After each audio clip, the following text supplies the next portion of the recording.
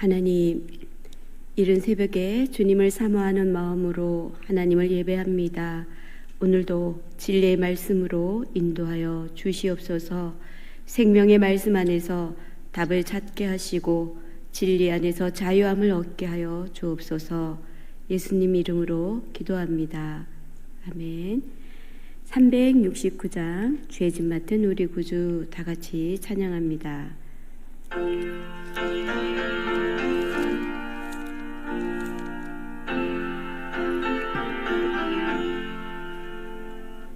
죄짐 맡은 우리 구주 어찌 좋은 친구인지 걱정 근심 무거운지 우리 주께 맡기세. 주께 검 없는 거로 복을 받지 못하네. 사람들이 어찌하여 아를 줄을 모를까. 시험 걱정 모든 괴로 없는 사람 누군가. 부질없이 낙심 말고 기도드려 아르세. 이런 진실하신 친구 찾아볼 수 있을까. 우리 약함하시오니 어찌 아니하릴까. 근심 걱정 무거운지 아니 진짜 누군가.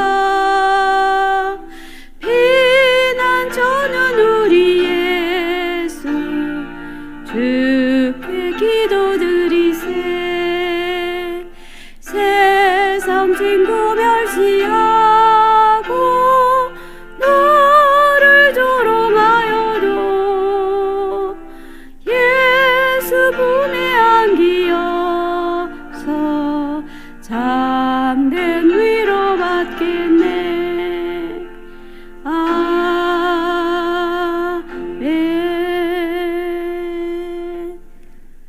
오늘 우리에게 주신 하나님의 말씀은 베드로전서 2장 11절부터 17절까지 말씀을 한 절씩 교독합니다. 사랑하는 자들아, 거류민과 나그네 같은 너희를 권하노니 영혼을 거슬러 싸우는 육체의 정욕을 제어하라. 너희가 이방인 중에서 행실을 선하게 가져 너희를 악행한다고 비방하는 자들로 하여금 너희 선한 일을 보고 오시는 날에 하나님께 영광을 돌리게 하려 함이라. 인간의 모든 제도를 주를 위하여 순종하되 혹은 위에 있는 왕이나 혹은 그가 악행하는 자를 징벌하고 선행하는 자를 포상하기 위하여 보낸 총독에게 하라. 곧 선행으로 어리석은 사람들의 무식한 말을 막으시는 것이라. 너희는 자유가 있으나 그 자유로 악을 가리는 데 쓰지 말고 오직 하나님의 종과 같이 하라. 무사람을 공경하며 형제를 사랑하며 하나님을 두려워하며 왕을 존대하라. 아멘. 베드로 전서는 당시에 예수 그리스도를 믿음으로 말미암아 예배하는 많은 공동체, 예루살렘 교회에 많은 사람들이 모여서 예배를 하고 또 놀라운 성령의 역사하심이 있어서 참으로 충만하게 오직 모여서 기도하고 나누고 섬기고 했던 예루살렘 교회에 핍박이 와서 이제 많은 사람들이 함께 예배할 수가 없었습니다. 그래서 다들 흩어져서 아시아로 어디로 비두니아로 이렇게 흩어져 있는 사람들에게 흩어져 있다 보니까 힘이 약해지고 믿음도 약해졌어요. 그런 사람들에게 베드로는 말합니다. 2장 11절 말씀을 다시 한번 보면, 사랑하는 자들아, 거류민과 나그네 같은 너희를 권하노니 영혼을 거스러 싸우는 육체의 정욕을 제어하라. 이 베드로는 이들에게 너희들 참 흩어져 있으니 거류민과 같고 나그네와 같고 모두들 힘을 잃어버린 상황이겠죠. 우리가 모여 있으면, 우리가 주일날 예배를 많은 분들이 모여서 함께 예배를 드리면 우리도 힘이 나고 우리가 잘하고 있다 이런 생각이 들 텐데, 만약에 예배에 다 흩어져서 모이질 못하면 이게 잘하는 건가? 우리가 지금 잘 믿고 있는 건가? 라는 의심도 들며, 참 그렇게 보면 사람들은 연약합니다. 그처럼 지금 나그네로 흩어져 있는 이 사람들도 뭔가 부딪히며 또 핍박을 견디며 이기고는 있지만 힘드는 상황입니다. 그래서 사랑하는 자들아, 나그네 같은 너희에게 내가 권하는데 육체의 정욕을 제어하라. 제일 먼저는 육체의 정욕을 제어하라, 그렇게 말하고 있습니다. 육체의 정욕, 그러면 우리는 일단 성적인 것을 얘기하나라고 생각할 수 있는데요. 성경에서 육체의 정욕은 물론 성적인 부분을 배제할 수는 없겠지만 어떤 것도 그 속에 들어가냐면 하나님이 없이 살 수 있는 것, 자기 교만이겠죠. 그리고 또 물질을 탐욕하는 것, 또 누구가 나를 너무 괴롭혀, 저 사람이 나를 너무 힘들게 해, 그러면 보복심이 생깁니다. 이 속에서 분노가 치밀어 오르고 꼭 갚아줘야 되겠다는 그런 나름대로 의분이도 생기기도 합니다. 그리고 좀 나태하고 싶은 마음, 편안하게 믿고 싶은 마음, 이런 모든 것들이 어떻게 보면 육체의 정욕에 속할 수 있는데, 그런 나그네 같은 우리, 연약한 우리에게 육체를 정욕을 제어하라. 그런 거를 누르고 너희들이 다른 것으로 하나님이 주는 평안함으로 견디고 이기라. 그런 말씀이지요. 참으로 우리는 그렇습니다.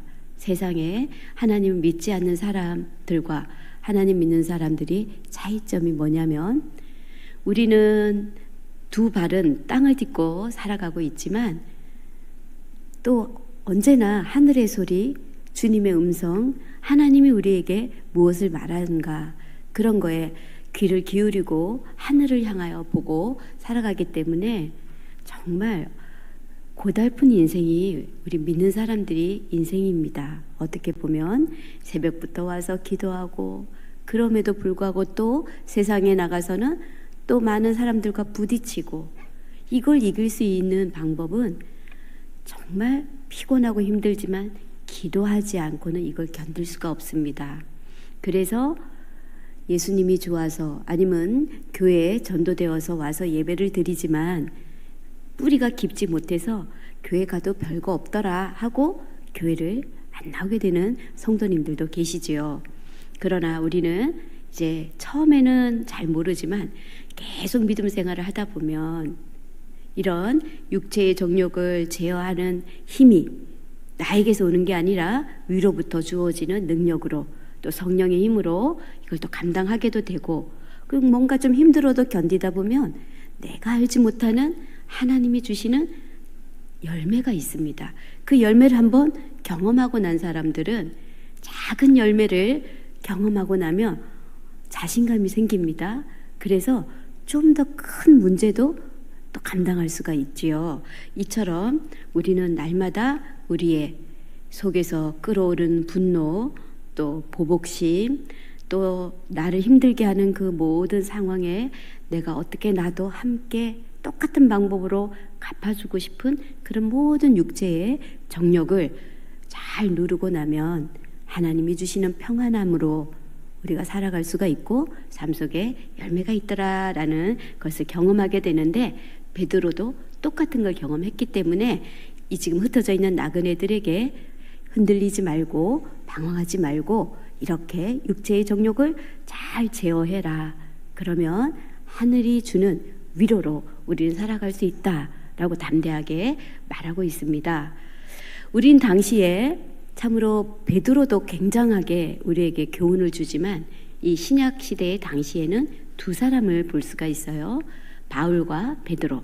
바울도 우리에게 늘 주는 말씀이 하늘의 시민권을 가진 자들이요. 우리는 어떻게 보면 이 땅에서 나그네같이 살지만 하늘의 시민권을 가진 자로서 또 당당하게 살아갈 수 있는데, 빌립보서 3장 19절에는 이렇게 이 육체의 정욕을 제어하라는 말을 이렇게 말하고 있습니다. 그들의 마침은 멸망이요 그들의 신은 배요 그 영광은 그들의 부끄러움에 있고 땅의 일을 생각하는 자라. 그러니까 하나님을 믿는 우리 말고 참 우리를 힘들게 하고 세상적인 그런 사람들을 말하기를 그들의 마침은 멸망이다. 그들의 신은 배요. 배요가 이게 뭐냐면 먹는 거. 그들은 오직 먹는 것에만 관심을 가지고 있고 그 영광은 그들의 부끄러움에 있고 땅의 일을 생각하는 자라. 우리는 지금 땅을 딛고 살지만 땅의 일을 생각하는 게 아니라 하늘의 뜻을 분별하며 하나님의 뜻을 깨닫고 나가는 하늘의 시민권을 가진 자라는 것입니다. 그래서 베드로는 사랑하는 자들아 나그네 같은 너희에게 이렇게 얘기했다면, 바울은 좀 더 당당하게 하늘의 시민권을 가진 자요 이렇게 얘기를 합니다. 그러니 우리는 이런 신앙의 선배들, 2000년 전에 이렇게 싸웠던 그 신앙의 선배들이 말하는 영적인 부분을 우리도 똑같이 이 시대에도 똑같은 전쟁을 치르고 또 그 고통 속에서도 우리는 넉넉히 감당할 수 있고 이길 수 있는 성령의 지혜로 살아가는 우리들도 또한 육체의 정욕과 날마다 싸워야 된다는 것을 알 수가 있습니다. 두 번째로 베드로는 매우 현실적인 말을 하고 있는데요. 베드로전서 2장 좀 전에 읽었던 13절 말씀 제가 다시 한번 읽겠습니다. 인간의 모든 제도를 주를 위하여 순종하되 혹은 위에 있는 왕이나. 우리가 하나님을 믿고 하늘의 시민권을 가진 자로서 살아갈 때 그러면 이 땅에 있는 제도에 대해서는 어떻게 해야 됩니까? 라고 우리는 질문을 할 수가 있습니다. 우리나라 국가의 어떤 법이라든지 사회 질서에 속한 법, 예를 들자면 이런 거겠지요. 교통법규를 잘못 지켰을 때 그 딱지가 날라오지 않습니까? 그런 거라든지 또 세금이라든지 또 방역 지침, 사회적인 약자를 보호하기 위한 그런 모든 법들, 이런 이 땅에 있는 이 제도에 대해서는 우리는 어떻게 해야 된다고 우리 성도님들은 생각하십니까? 베드로는 말합니다. 모든 제도를 순종을 해라. 그러니까 이 땅의 법에도 우리는 철저하게 잘 지켜야 된다는 겁니다. 우리가 하늘의 시민권을 가지고 하나님의 종으로 살 것이니 이 땅에 있는 것은 다 막 해도 된다는 것이 아닌 거지요. 그죠? 그러면서 자, 이렇게 인간의 제도와 하나님의 믿는 우리는 이 땅에서 준 그 질서와 법에 가장 모범적으로 잘 따르고, 그러나 만약에 인간의 제도와 하나님의 법이 만약에 부딪힐 경우에는 어떻게 해야 되냐면 13절에 보면 모든 제도를 순종하되 주를 위하여 순종하라 이렇게 되어 있습니다. 사람보다 하나님께 순종하는 것이 우리는 마땅하기 때문에 하나님의 어떤 법칙 그 아래에서 인간의 모든 제도에 순종하라는 거죠. 만약에 주의를 지키는 그런 부분이 있다면 주의를 지키고 그 다음에 하나님의 법. 그러나 또 생사를 맡은 우리 가장이 되시는 분들은 주일날 나가서 어찌할 수 없이 일을 해야 되는 경우도 있습니다. 그럴 경우에는 예배를 드리고 갈 수밖에 없겠지요. 그렇지 않고는 우리가 살아갈 수 없지 않습니까? 그러나 이 마음만큼은 가장 먼저가 하나님께 예배하는 자로서 하나님의 종으로서 우리가 살아가되 인간의 모든 제도도 우리는 잘 지키고 주를 위하여 순종하여 하라는 말씀입니다. 이제 세 번째로 베드로는 하나님의 종이라고 우리에게 말하고 있는데요. 베드로전서 2장 16절의 말씀을 보면 너희는 자유가 있으나 그 자유로 악을 가리는 데 쓰지 말고 오직 하나님의 종과 같이 하라 라고 얘기합니다. 하나님의 종의 삶을 베드로는 거기 15절에 보면 두 글자 단어가 나옵니다. 하나님의 종의 삶을 아주 요약을 하자면 선행으로 얘기를 하고 있습니다. 너희가 이방인 중에서 행실을 선하게 가져서 너희를 악행한다고 비방하는 자들로 하여금 너희는 선한 일을 보고 오시는 날에 하나님께 영광을 돌리게 하려 함이라. 베드로가 말하는 선행은 단지 도덕적인 착함이 아닙니다. 어떤 말이냐면 원망과 비난을 받는 상황 속에서도 끝까지 포기하지 않는 선함, 부당한 오해를 견디면서도 누군가를 살리고자 하는 그 인내, 이웃을 위해 손해를 감수하는 사랑, 이런 모든 것들을 베드로는 선행이라고 합니다. 우리는 혹시 내가 생각지도 않았던 부분에서 누군가 오해를 하고 나에게 시비를 걸어오거나 그리고 잘못된 오해로 인해서 소문이 퍼져서 힘든 상황을 겪어보지는 않으셨는지요? 절대 나는 그런 의도가 아니었는데 다른 사람이 볼 때는 그렇게 얘기를 했다고 비방의 소리를 들었을 때 어떻습니까? 가서 진짜 삼자 대면 하고 싶고 나 그런 게 아니라고 비디오를 돌려서라도 참 이걸 다 얘기를 해서 낱낱이 밝히고 싶은 그런 마음이 우리 누구에게나 있습니다. 그런데 그런 원망과 비난을 받는 상황 속에서도 우리가 이길 수 있는 거는 하나님이 우리의 편이 되어주지 않는다면 세상 사람과 똑같이 해야 되겠지요. 만나자, 삼자대면하자, 내가 언제 그랬냐 하고 싸우고 다시는 안 본다, 절규하고 그렇게 해야 될 것입니다. 그런데 저도 하나님을 오랫동안 믿고 신뢰하다 보니 어떤 마음이 생기냐면 반드시 신원하여 주시는 하나님, 우리의 억울함을 하나님 잊어버리지 않고 반드시 기억하시고 우리의 이 참 힘듦을 때가 되면 반드시 하나님께서 들춰내어 주시고 좋은 열매로, 그렇지 않다는 것을 모든 사람이 알게 해주신다. 우리의 의도가 그렇지 않았다는 것, 그것을 이렇게 들춰내 주시는, 신원하시 주시는 하나님을 알기 때문에 그걸 하지 않습니다. 주님께서 더 멋지게 해주실 걸 믿으니 우리는 굳이 그런 방법 쓰지 않고 그냥 누가 뭐라거나 말거나 하나님이 일하시지 라는 마음으로 우리는 똑바로 갈 수가 있습니다.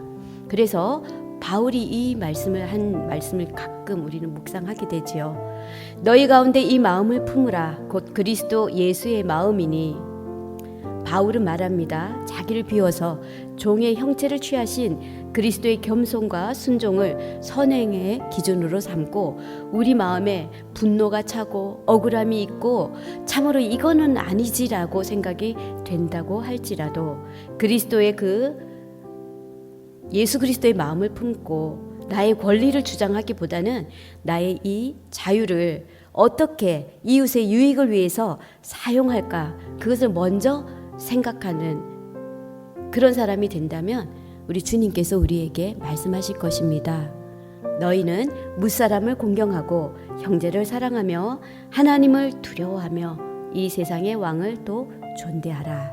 이 네 마디 속에 우리가 이 땅에서 살아가야 되는 법칙을 분명하게 말해주고 있습니다. 교회 안에서 또 사회 속에서 또 아니면 가정에서 누구나 때로는 이렇게 원망받고 때로는 힘든 시간들이 있지만 우리는 참으로 모든 사람을 서로 존대해주고 또 서로 사랑하고, 그러나 이 모든 것이 하나님 안에서 주님을 두려워하는 마음으로 하다 보면 반드시 우리에게 오늘도 어떤 어려움이 있더라도 말씀 가운데 위로받으시고 말씀으로 승리하시는 저와 여러분이 되시기를 간절히 바랍니다. 기도합니다. 하나님 아버지, 하나님께서는 우리에게 하늘을 바라보라. 육체의 정욕과 싸워서 끝까지 견디고 이기라. 이 땅의 질서 속에서 책임 있게 살아라. 선행으로 하나님께 영광을 돌리라 라고 하십니다. 이 땅을 살아가는 나그네로서 어떤 힘듦 속에서도 잘 감당하고 이기고 마침내 주님께 칭찬받는 주님의 종으로 살게 하여 주시옵소서. 예수 그리스도 이름으로 기도합니다. 아멘. 다 같이 주님께서 가르쳐 주신 기도로 마칩니다. 하늘에 계신 우리 아버지, 아버지 이름을 거룩하게 하시며 아버지의 나라가 오게 하시며 아버지의 뜻이 하늘에서와 같이 땅에서도 이루어지게 하소서. 오늘 우리에게 일용할 양식을 주시고 우리가 우리에게 잘못한 사람을 용서하여 준 것 같이 우리 죄를 용서하여 주시고 우리를 시험에 빠지지 않게 하시고 악에서 구하소서. 나라와 권능과 영광이 영원히 아버지의 것입니다. 아멘. 주님을 크게 부르짖고 또 기도 속에서 응답받는 복된 하루 되기 바랍니다. 주여